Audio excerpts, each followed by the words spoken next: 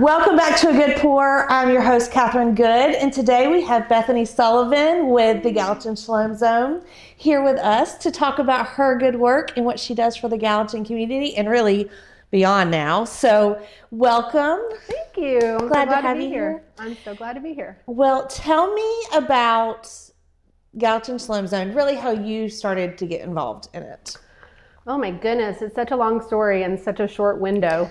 It was like fast forward, right?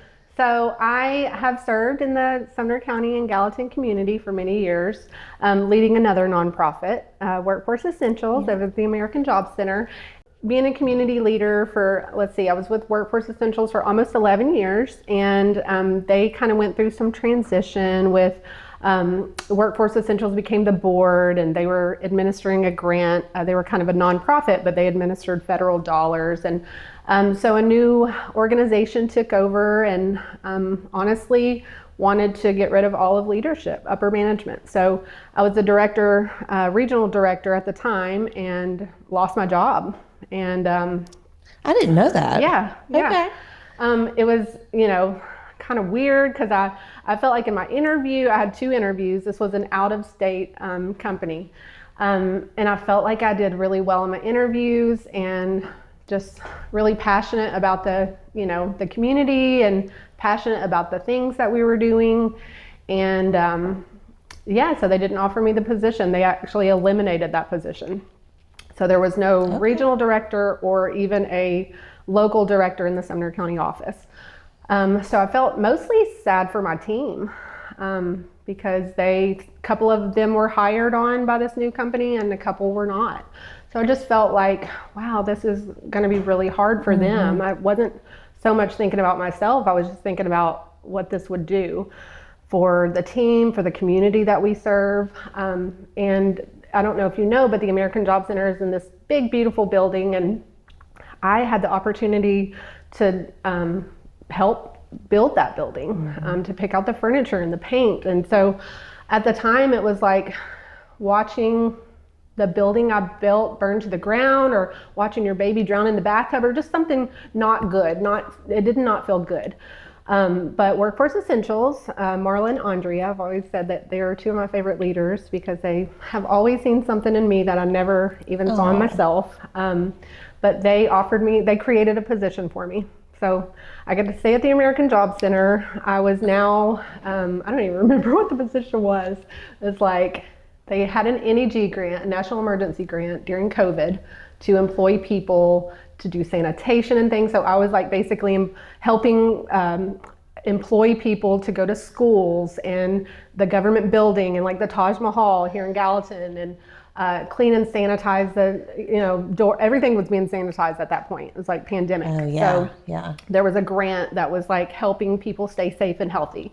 So I was able to enroll those folks and kind of help transition them into different spots around the community. And then our former director of Shalom Zone reached out to me one day, and I kind of have always been like really embedded in the community. I was joking the other day, I said, I think I might love Sumner County and Gallatin second to Kim Baker, because I really do believe that and Paige, and there's a lot of people that love our community, but I do love our community so much. But I said, so when I was transitioning, I kind of sent an email out to everyone letting them know that I would no longer be in this role, that this is kind of what's happening, and if they knew of anything, think of me, just kind of putting myself out there. And I have no problem being transparent. Like, I am who I am all the time. Sometimes I say words and I wish I could like shove them back in my mouth, but I am who I am, no matter where I am or who I'm with. But so anyway, our former director reached out to me, and they created a position for me at Gallatin Shalom Zone and said, we've never had an assistant director before. How do you feel about this? And I had worked kind of with Gallatin Shalom Zone over the years in different roles. We had like a paid youth experience program where we would, they were a placement for our youth who were gaining experience in the workplace. And we taught some workshops over the years, resume writing and different things for their career development kiddos or youth, like older youth. And so I had some kind of interaction over the years, and I knew the director just from chamber events and different things. And so I dug into the website and looked at their socials. That's kind of what I always do, because I'm like, let me do my little research and figure out who this is. And just reading the mission, I was like, what in the world? Like, this is, I wrote this mission. This is my heart. Like, I couldn't believe that it was such a good match. So anyway, I interviewed virtually, because that's what you were doing at that time, with a couple of their board members and the director. And then they called me in for a second interview. And then she offered me, they called me in the second or a third meeting, they offered me the job. And I, had to kind of juggle some things around, and Workforce Essentials, Marla and Andrea were just sad to lose me, but also very proud. And then it was just a whirlwind. I knew that I was living out my purpose in that moment, because in my 2 interviews, they loved everything about me that the former company did not like, right? So I was like, because I interviewed the same, but it was like they felt my heart, and they saw my love for the community, where the other, and not saying anything negative about that other company, it was just not a good fit. Yeah. And at the time, it was like really hard, and I felt like confused. But then I realized that this was the plan. And so to be able to live out your purpose every day is so special. Yeah. I can't even describe it without crying. So I'm just going to kind of skirt over it real quick. But it was wild. So I came on board. We were still kind of closed down, because it was like pre-pandemic, or after the pandemic. So there was no after school program going on. The doors were still locked. And so I had to figure out how we open things back up and how we welcome the community back in. And that was really interesting. And then fast forward about 5 months later. I was going to say it wasn't very long. Yeah, 5 months later, maybe. It was just me and our sweet Lisa. She's our operations manager. She went out on medical leave, and our former director was no longer with the organization. And it was just me. Mm-hmm. And I was like, ooh, this is interesting, but challenge accepted. So I thrive in chaos, and I thrive in moments like that. And it was probably for the best, because I had to do it all on my own, and with the support of you were there during that time. And our board was supportive, but day to day, it was just me. And it was the best thing for me, because I had to learn it really quick, and there was no one to lean on or ask or to support me. So I had to figure it all out on my own, which was great, and then I got to see what we needed. Well, so I guess you started and everything was closed down. So did you have to decide what you were going to bring back, what they currently did versus what was new, or kind of what was your thought process there? Yeah. So when I came on board, there were about 4 existing programs. And so we knew we needed to get the after schoolers back. So Gallatin Shalom Zone is, I don't know if you want me to explain what we do, but so we're a local nonprofit. We're located in what used to be Union High School, which was the black high school before 1970. And it's a huge building. And it's, when I started, it was just not thriving, because again, the doors were locked, but there's also 8 nonprofits, and then Gallatin Police North Precinct. So not only does Gallatin Shalom Zone have our programs and events and opportunities, but we have other nonprofits in the building that have their own programming. So they were kind of starting to do their programs, which is Mid-Cumberland with utility and rent and electric assistance. And then NAACP is located in our building, the Access Academy, which they work with adults with developmental delays. It's like a nonprofit hub. So at the time, we had an after school program, an ESL program for adult learners, and then I feel like that might be it at the time. Then of course our summer camp and it was called career development at that time for older youth. And so we started by bringing in kiddos for the after school program, and then opened it up to the ESL program and brought our adult learners back in. And then it was just me. Then we had Toys for Tots, We launched a coding and robotics camp that year, which was a lot of fun. And then Toys for Tots, I was on my own as far as Gallatin Shalom Zone staff, but we have such an incredible community. I reached out to my girl Felicia over at Unlimited Potential, and she was with the organization before, so she really helped me. And just volunteers, our community really shows up. I mean, I always say we're a small but mighty staff of 4, but we have some amazing volunteers. So what have you added? Oh my gosh. So my board at first was like, okay, Bethany, no, stop it.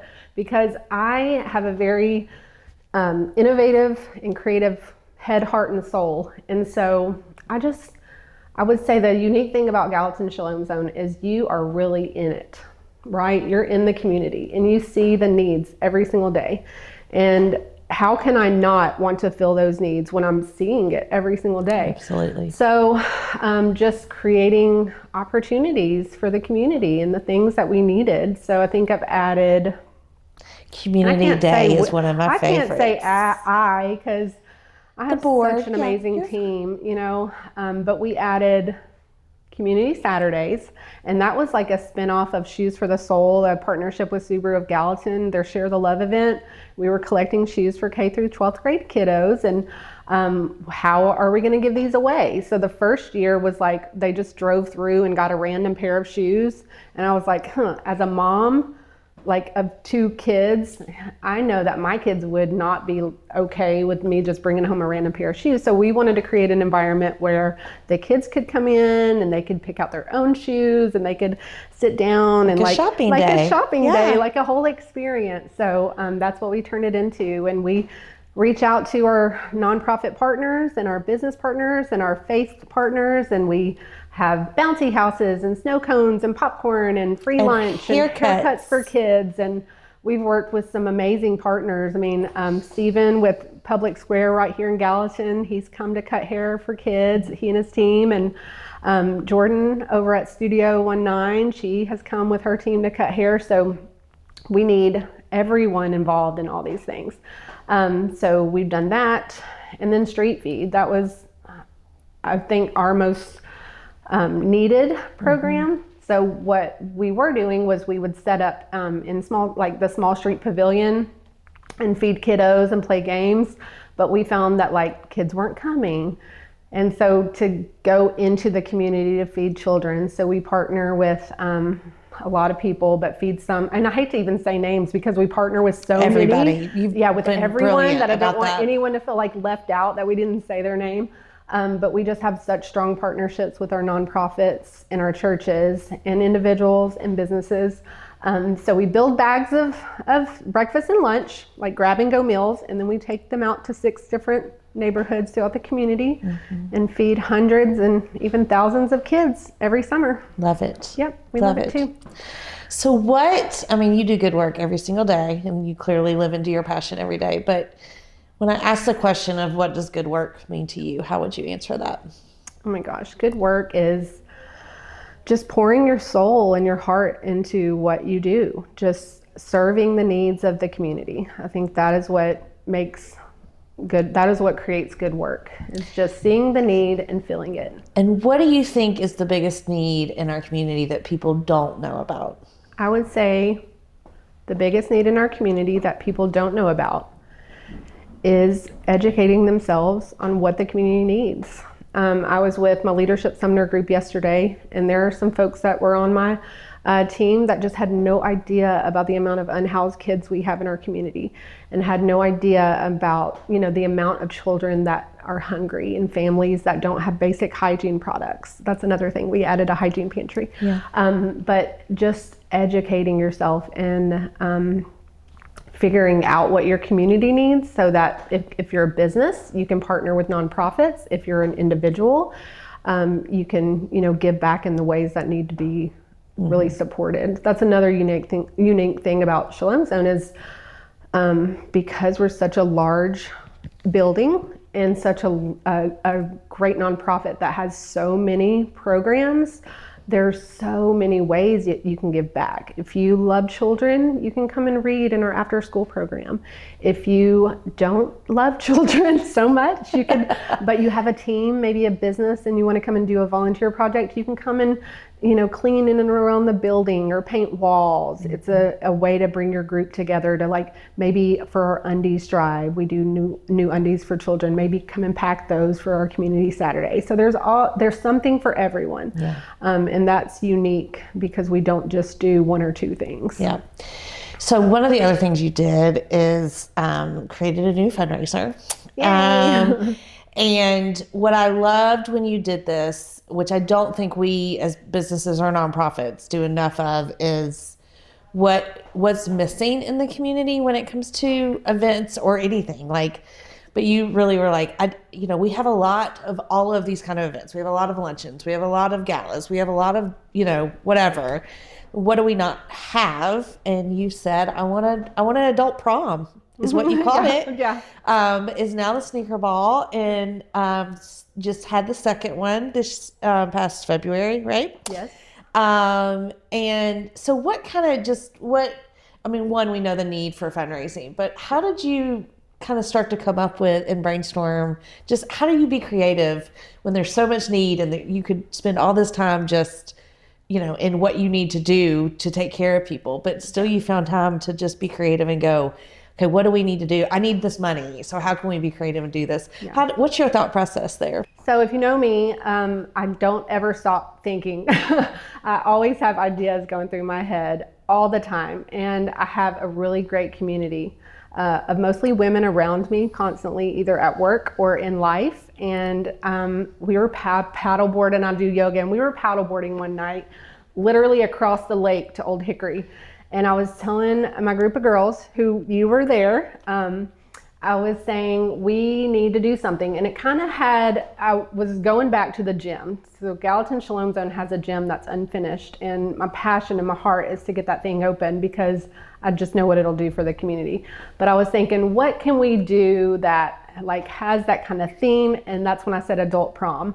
And I think you said sneaker ball. And I said, that's another. If I said it, I don't remember, but. Well, either way, it was a collaborative effort of 4 or 5 amazing women and you guys just supported my crazy ideas. And that happens often in life, and it empowers you to have more crazy ideas. But we were just kind of talking through it, and I was like, yeah, kids go to homecoming. I have 2 teenagers. My son just went to prom. He wore sneakers, we have our urban leadership youth. They wear formals and sneakers all the time. So let's do that. Nobody really wants to wear uncomfortable shoes anyway. So let's just make the ladies of the group super happy.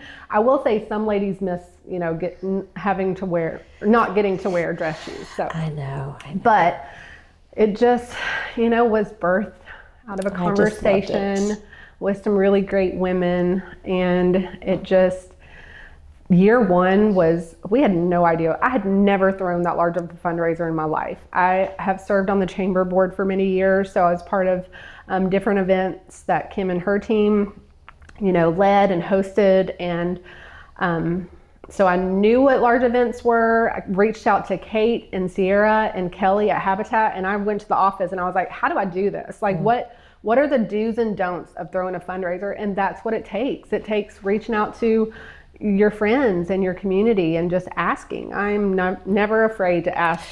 It also takes help. though, and you are really good at going, I'm going to do my best, and that's going to be enough. Yeah. And we'll make it better every single time. Yeah. So we're going to give what we can right now, do our best, and that will be enough. That's right. And I'm going to fail, and I actually love it when I do. I love it when I fail because it's just another lesson. Yeah. I always say things don't happen to me, they happen for me. And that's my whole life. I mean, if I were to just give my whole testimony right now, I'd be in tears, first of all, and that would just not be pretty. But it's just a lesson after lesson after lesson, and that equals growth. Yeah. And it's a really beautiful thing. So amen. I'm proud of my community. I'm proud of my friends, and relationships are really what it's all about. Yeah, if I didn't have so many people supporting what we do, it wouldn't be possible. Yeah.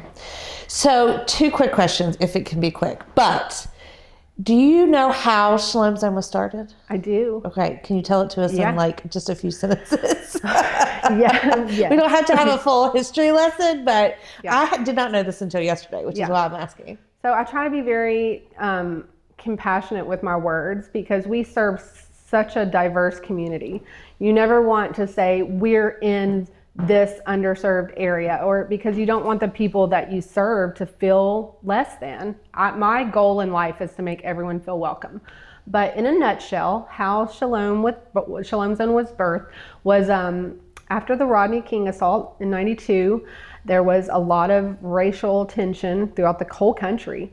And in Gallatin, Tennessee, and I remember this because I actually grew up here, but the Clearview community was just ridden with crime, prostitution, drugs, drive-bys. It just was not a safe side of town. And 4 Methodist pastors came together. So nationwide, there was an initiative. It was the Shalom Initiative. Okay. Yes. So Shalom, actually, everybody thinks, are you a Jewish community center? We are not. Shalom actually is a word that means health, wholeness, love, peace. It encompasses everything that you want to be a whole person or a whole community, living in health, living as one. So that is what Shalom means. So the Shalom model, the Shalom project was what it was called in the 90s. They wanted to kind of spread that out to all these underserved areas. The 4 Methodist pastors came together and said, we need to do something about specifically the Clearview neighborhood and clean it up and help these families and help these youth to live a better and more prosperous life. So I think for a long time they actually worked out of an office space and it was just a board. They didn't have a director or anything. Okay. Even when they were incorporated as a nonprofit, they still did not have a director. It was just a board of directors, and I don't even want to name one name because I know I don't know all of the names, but I will say like Felicia was on that board at the time. Okay. Unlimited Potential. Wow. And there were a couple of awards. I just don't know the history dating that back. But they came together to form an organization to bring health and wholeness to the Clearview Park community and beyond. And so the county, so they were trying to find a space, and I know that like Mary Malone, who is on the Union High Museum Advisory Council now, but she was a big part of that too, and they just wanted to help clean up the neighborhood and make it whole again.